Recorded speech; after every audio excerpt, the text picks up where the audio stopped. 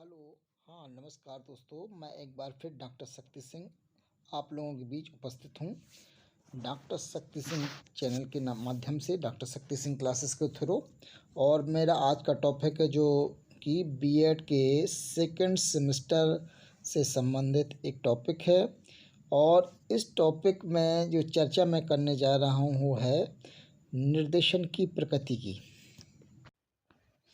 और जो निर्देशन की प्रकृति पर अगर नज़र डाली जाए तो निर्देशन में क्या होता है कि एक व्यक्ति कोई जानकारी या सूचना को दूसरे व्यक्ति को बताता है। वह व्यक्ति उस निर्देशन या सूचना को या आदेश को या जो भी सलाह होती है उसको मानने के लिए बाध्य होता है, या कह सकते हैं कि उसकी जानकारी चूँकि जो कि निर्देशन प्राप्त करता होता है उसके हित में होती है।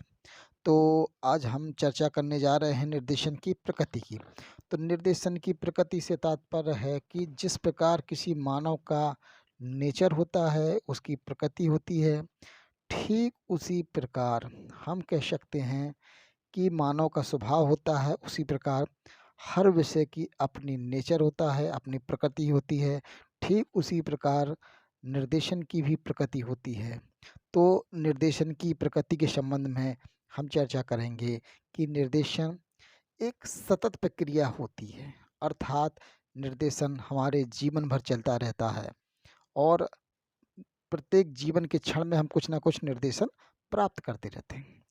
और दूसरी बात कही जाए तो निर्देशन स्वयं में एक शिक्षा होती है, अर्थात जैसे कोई व्यक्ति हमको कोई निर्देशन देता है या कोई जानकारी देता है या कोई सूचना देकर हमको सही दिशा में मार्गदर्शित करता है या कोशिश करता है, तो वह जब हम सही होती है, वो सूचना सत्य होती है, तो वह हमें एक प्रकार से शिक्षा की ओर अग्रसर करती है। यानी कि निर्देशन हमें स्वयं में एक शिक्षा की भांति होती है।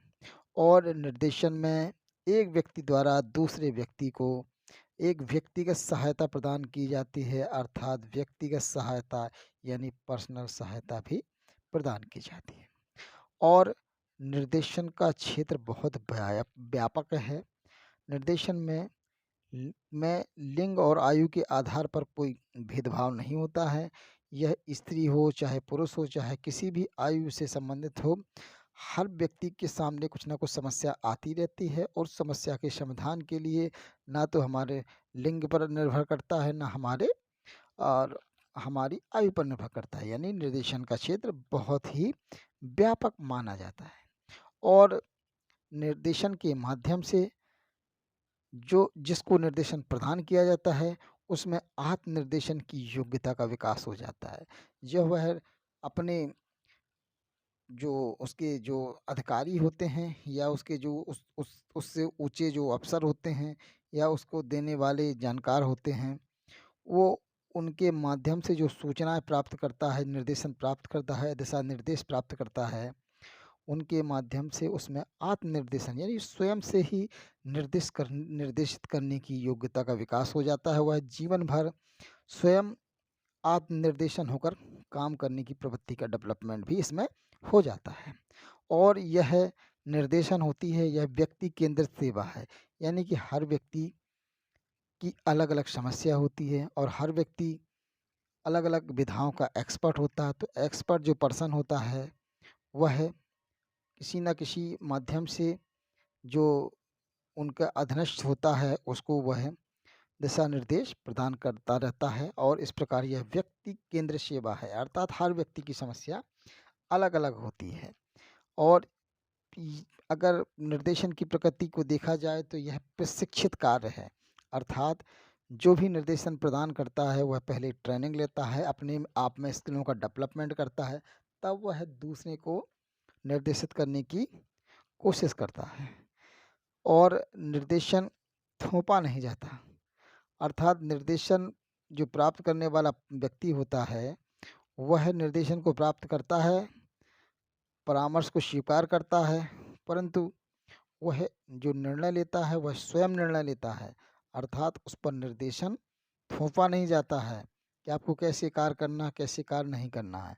आपको जानकारी दी जाएगी, बताया जाएगा, लेकिन आपको जो भी निर्णय लेने हैं वो अपनी योग्यता और अपने अनुभव के अकॉर्डिंग आपको लेने होते हैं। यानी कि निर्देशन में किसी भी प्रकार से आपको निर्देशन थोपा नहीं जाता है, बल्कि निर्देशन के माध्यम से आपको जानकारी प्रदान की जाती है और उसके माध्यम से आप अपने निर्णय, उस समस्या से संबंधित जो भी निर्णय हैं उनको आप ले सकते हैं। निर्देशन अनुदेशन से है, क्योंकि निर्देशन में अन्वेषण की भांति छात्रों में कौशल के विकास तथा विषय वस्तु के एकाधिकार पर ध्यान केंद्रित नहीं किया जाता है। अर्थात निर्देशन में हम सामान्य जानकारी दी जाती है, जबकि अनुदेशन में हम छात्रों में कौशल विकास पर बल देते हैं, यानी स्किल डेवलपमेंट पर बल देते हैं, और जो कंटेंट होता है या विषय वस्तु होती है जिसको हम पढ़ाते हैं उस पर ध्यान केंद्रित के लिए करने पर बल देते हैं। लेकिन निर्देशन में केवल सामान्य दिशा निर्देश दिए जाते हैं और निर्देशन में व्यक्ति की क्षमताओं का विकास होता है। यानी निर्देशन के माध्यम से व्यक्ति की स्वयं की क्षमताओं को वह पहचान लेता है और उन क्षमताओं को वह विकसित करता है और उसी के अकॉर्डिंग वो अपने कार्य करने के लिए कोशिश में लगा रहता है। निर्देशन एक सहकारी प्रक्रिया है, अर्थात इसमें एक सहयोग करने वाला, दूसरा सहयोग लेने वाला, अर्थात आपको सहयोग प्रदान किया जाता है, दिशा निर्देश दिए जाते हैं। आप देखते होंगे कि विद्यालय में आपके शिक्षक आपको निर्देश देते हैं, आपको सहायता प्रदान करते हैं। घर परिवार में आपके माता पिता आपकी मदद करते हैं, हेल्प करते हैं। तो ये सारे लोग एक निर्देशन के माध्यम से, एक सहकारी प्रक्रिया होती है, इसके माध्यम से आपको समुचित सहायता प्रदान की जाती है। इस प्रकार निर्देशन की प्रकृति को मैंने आपको बताया है और निर्देशन की प्रकृति यानी इसके स्वभाव को मैंने आपको बताने की कोशिश की है। आप लोगों ने मुझे बहुत ध्यानपूर्वक सुना, उसके लिए आपको बहुत बहुत धन्यवाद। आप मेरी चैनल को लाइक करिए, सब्सक्राइब करिए और अपने मित्रों को बताइए, पहुंचाइए, उसके लिए